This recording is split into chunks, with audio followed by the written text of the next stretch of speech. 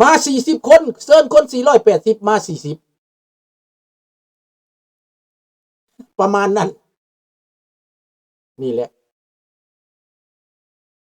นั่นอย่าสิว่าได้แต่เว้านะมันบ่แม่นได้แต่เว้าได้เฮ็ดอีหลีมันมาประชุมอยู่ละวันมามอบใบย่องยอข้าพเจ้าก็ด่าเบิดพวกได้ใบย่องยอน่ะบ่ได้สนใจมันมีบางคนโทรมาต่อว่าข้าพเจ้าก็เปิดมันออกไปมึงโทรมาต่อว่าบ่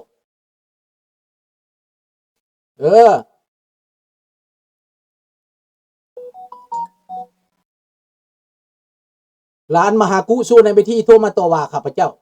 มึงโทรมาต่อว่าโลดข้าพเจ้าก็รู้บุญศรีธีรกุลต่อสู้มันข้าพเจ้าก็รู้บุญศรีนี่เป็นฝ่ายต่อต้านเด้อรู้บุญศรีธีรกุลขอโทษเด้ออย่ารู้บุญศรีจะเสียชีวิตไปแล้วข้าพเจ้าเป็นขบวนการเดียวกับรู้บุญศรีธีรกุลเราเครียดแค้นเอาเราไปสัมมนาเอาเราไปทั้งลูกทั้งเต้า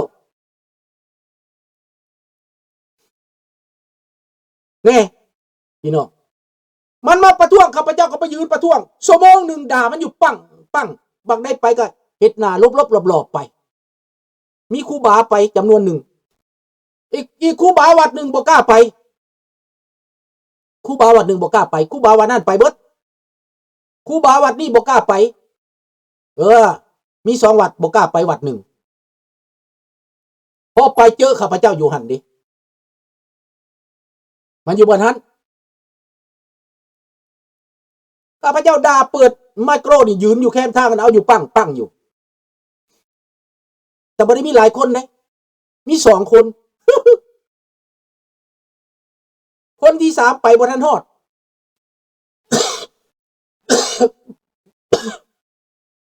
ขนาด2คนซื่อๆนะเพิ่นก็โทรให้ตำรวจมาข้าพเจ้าว่าข้าพเจ้ามาด่าเผด็จการไม่เปิดไม่ดังอะไรแบบข่อยสิเมื่อแล้วข่อยสิเลิกแล้วอ่ะบักนาแหลมเซิร์นตำรวจมาตำรวจเขาก็เห็นยังข้าพเจ้าบ่ได้มีแต่ว่าบ่ให้เจ้ายับเข้าไปใกล้โรงแรมหลายเพราะมันเป็นเขตปริเวทข้าพเจ้าบ่ได้อยู่ใกล้พี่ข้าพเจ้าอยู่ทางพี่อยู่พักพี่นะอยู่พักทิ้งพี่นะข้าพเจ้าบ่ได้ไปใกล้โรงแรมเลยว่ะลูกค้าเขาเพิ่นว่าตำรวจได้แล้วตำรวจเห็นยังบ่ได้ข้าพเจ้าด่าข้าพเจ้าก็ว่าข้าพเจ้ามีสิทธิ์อันนั้นทูตเผด็จการมันมาโฆษณาส่วนเสือการเมืองมันมาหลอกลวงคนลาวข้าพเจ้าว่ะ ทางบักหน้าจืดก็โอ้ยจับไปแล้วชุตราเขาจับไปแล้วเพิ่นว่าเพิ่นไปออกข่าวได้ว่าเขาจับไปแล้วได้บักหน้าจืดได้เว้าได้มันโฆษณาว่าเขาจับข้าพเจ้าไปทุย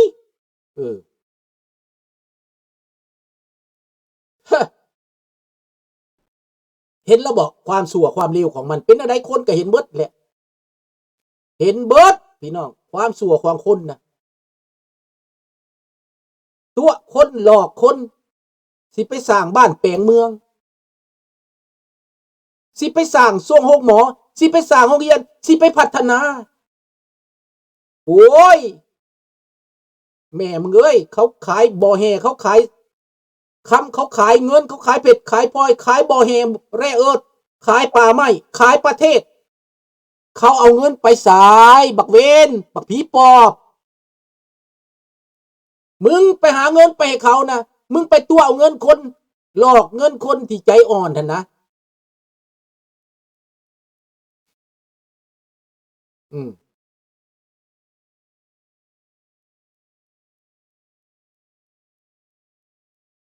แต่ขึ้นเบิ้งพี่น้อง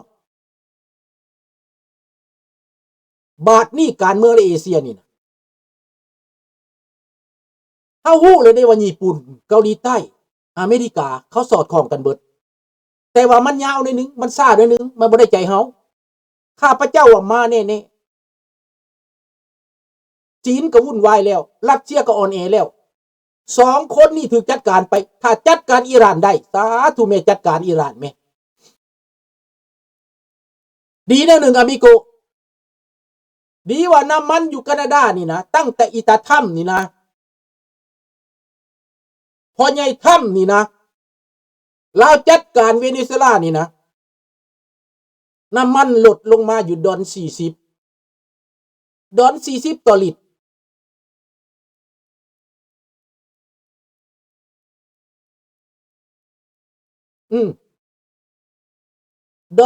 $40ต่อลิตรตั้งแต่ก่อน$70$80$15 $80อยู่ตลอดเวลา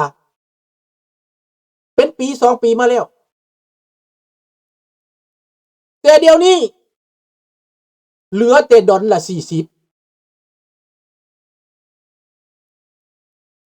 นี่ดังนั้นพี่น้องในเมื่อญี่ปุ่นมาแล้วอเมริกามาแล้วมันสิไปใส่ข้าพเจ้าว่าโลกนี้มันต้องเปลี่ยนถ้าเขาจัดการ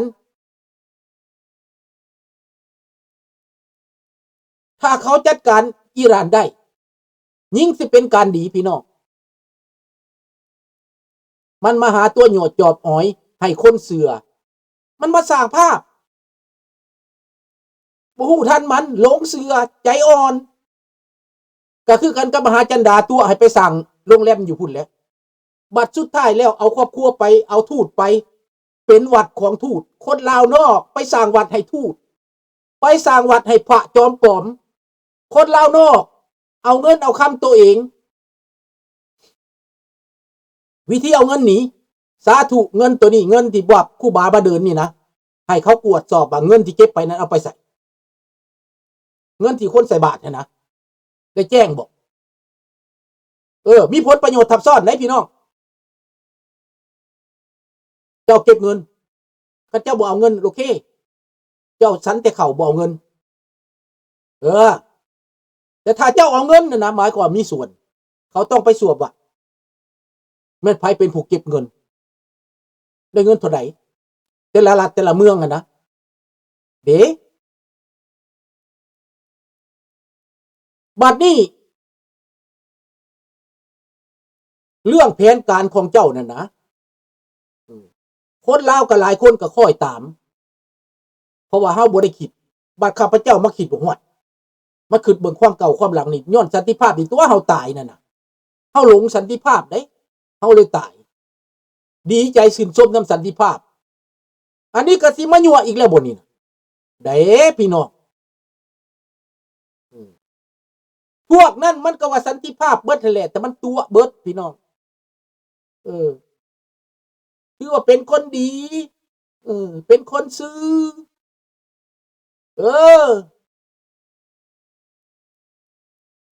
แต่ว่าที่จริงแล้วแม่นแอบแฝงเบิดพี่น้องเพราะว่าคนลาวมันมี2ว่าง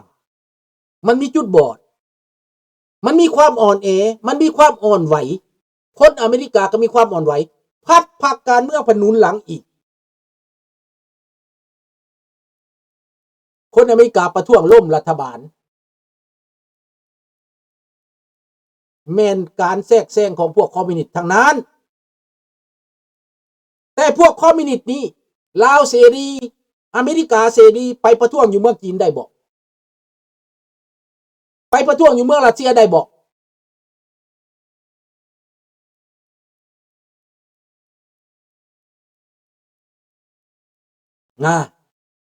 ก็ใส่สมองเด้อพี่น้อง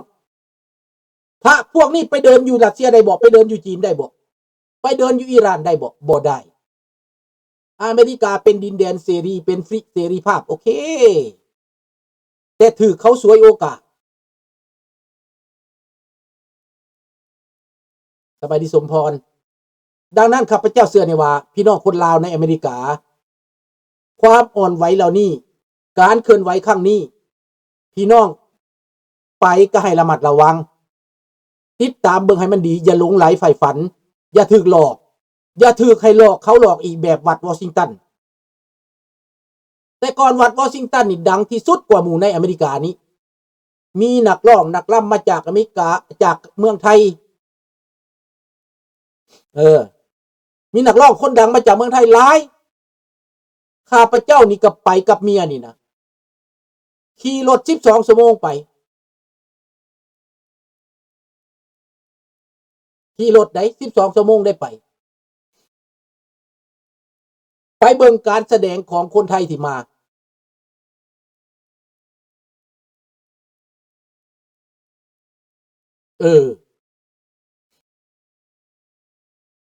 และคันอยากฮู้คักๆพระแต่ละองค์นะการปฏิบัติกิจวัตรอยู่ในวัดถามบอกพระพวกนี้กินข้าวแรงบ่สันข้าวแรงบ่ซะก่อนคันไปเบิ่งว่าสันข้าวแรงหันบ่แม่นเด้อพี่น้องเด้อบายมือผู้หญิงก็บ่แม่นเด้อพี่น้องเด้อกอดผู้หญิงก็บ่แม่นเด้อพระนั่นเด้อข้าพเจ้าโบสถ์สนับสนุนบายผู้หญิงจับมือผู้หญิงกอดผู้หญิงข้าพเจ้าบ่เอานำ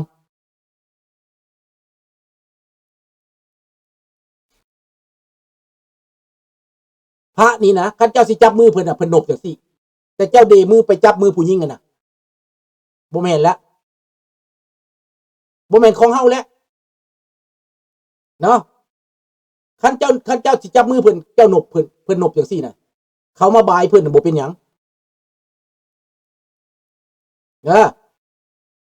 เบิ่งท่าที่บทบาทเด้อพี่น้องเด้อคันว่าเจ้าเดมือไปจับหั่นน่ะบ่แม่นคันจะเขาสิมาบายมือเพิ่นน่ะเพิ่นย่อมือนบจังซี่น่ะและผู้หญิงเขายังซ่วงมาบายน่ะคือเพิ่นก็ยับออกมื้อนี้ก็สิมีเท่านี้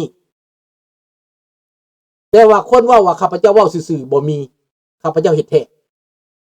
ข้าพเจ้าว่าคันเว้าแล้วเฮ็ดโลดข้าพเจ้านี่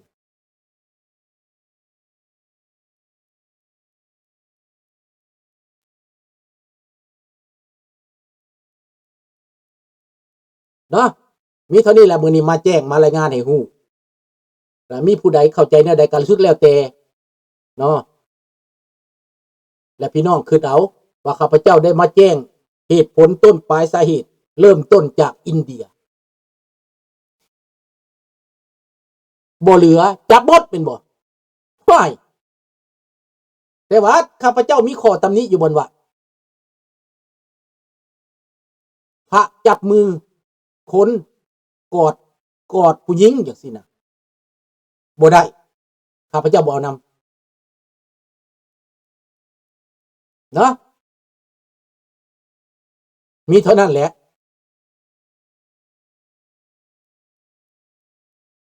อำลาพาจากเท่านี้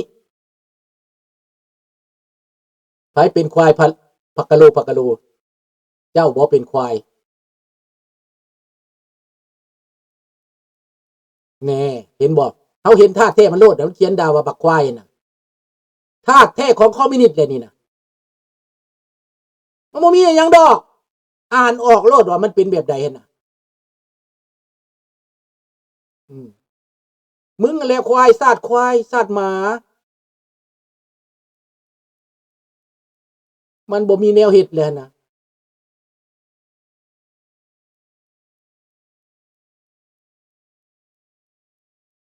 เบิดแล้วมันไม่ตอบบ่ได้เห็นบ่มันแค้นใจมันด่าควายรัฐบาลมึงหันควายโคตรแม่มึงแหละควายนะ เขาเปิดโปงมันนะมันสิตายแล้วมันอยู่บ่ได้นะสักแงกเลยนะมันตำใจมันเด้ตำใจมันโมเมนต์ปึกมันตำใจมันความจริงแทงหัวใจดำมันพี่น้องเด้อเอาราตรีสวัสดิ์ good night thank you see you tomorrow bye bye